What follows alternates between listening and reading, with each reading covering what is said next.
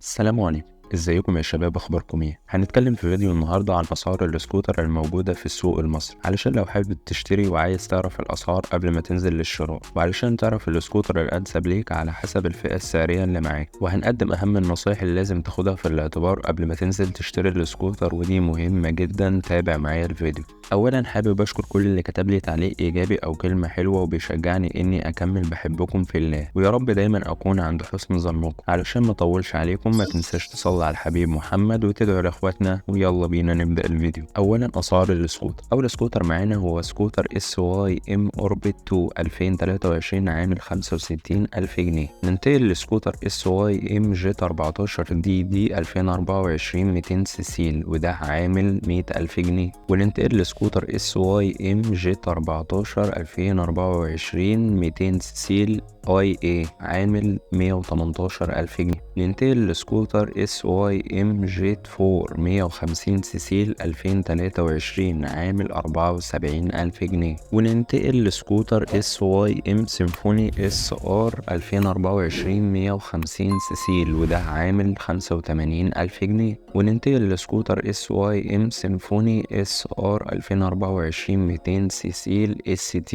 عامل 116,000 جنيه. وننتقل لسكوتر SY-M Videl 2 2024 عامل 70,000 جنيه. وننتقل لسكوتر SY-M Videl 4 2024 وعامل 105,000 جنيه. وننتقل لسكوتر SY-M Videl 3 2023 وعامل 96,000 جنيه. وبعد كده ننتقل لسكوتر بنيلي زفريانو 2023 250 سيسيل AT عامل 95,000 جنيه. وننتقل لسكوتر حوا R8 202 MT 150 سيسيل عامل 55,000 جنيه. وننتقل لسكوتر حوا X Max 150 سيسيل MT 2024 عامل 71,000 جنيه و500. سكوتر حوا بيلا فيستا 150 سيسيل MT 2024 عامل 53,000 جنيه. وننتقل لسكوتر حوا مارينو سبورت 150 سيسيل MT 2024 عامل 62,000 جنيه. وننتقل لسكوتر سوزوكي بريج مان 400 2024 وعامل 485,000 جنيه. وبعد كده معانا سكوتر ياماها اكس ماكس 300 2024 وعامل 360,000 جنيه. وبعد كده ننتقل لسكوتر زونتس MT 310 2024 عامل 100,000 جنيه. وننتقل لسكوتر زونتس 350 AT 2024 وعامل 170,000 جنيه. وبعد كده ننتقل لسكوتر كواي فيرسيليا 150 سيسيل AT 2024 وعامل 96,000 جنيه. وننتقل لسكوتر كواي فيستا 175 سيسيل AT عامل 96,000 جنيه. وبعد كده ننتقل للسكوتر الأشهر في مصر واللي عليه طلب كبير، وهو سكوتر كيواي فيستا 200 2024 وعامل 88,000 جنيه. وبعد كده ننتقل للسكوتر يادا Z3 كهرباء 2024 وعامل 36,000 جنيه. والسكوتر اللي بعد كده هو سكوتر ياديا 215 IM كهرباء 2024 وعامل 38,000 جنيه. وننتقل لسكوتر ياديا CUM كهرباء 2024 وعامل 53,000 جنيه. وبعد كده معانا سكوتر جلايد GA2 2024 كهرباء وعامل 123,000 جنيه. وبعد كده ننتقل لسكوتر جلايد GA21 كهرباء 2024 وعامل 93,000 جنيه. كده يبقى قدمت لك كل أسعار السكوتر في السوق المصري. تعالى بقى نستعرض أهم النصايح اللي لازم تاخد بالك منها وانت نازل تشتري. رقم 1، حدد احتياجاتك. اعرف انت هتستخدم السكوتر في ايه علشان تقدر تختار النوع المناسب.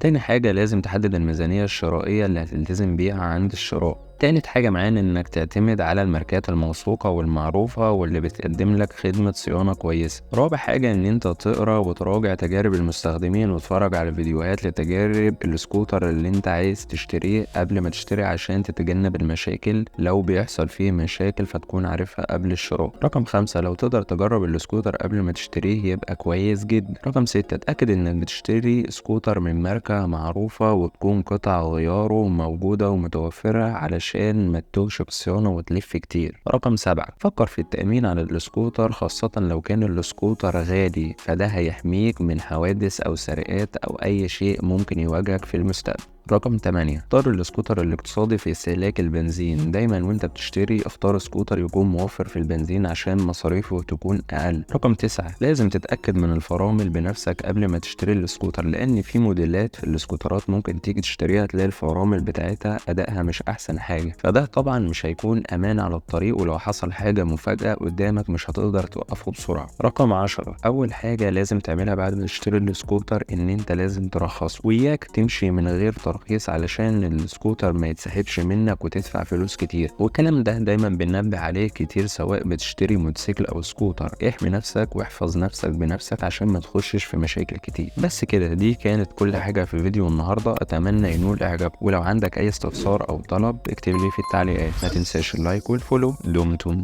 في امان الله.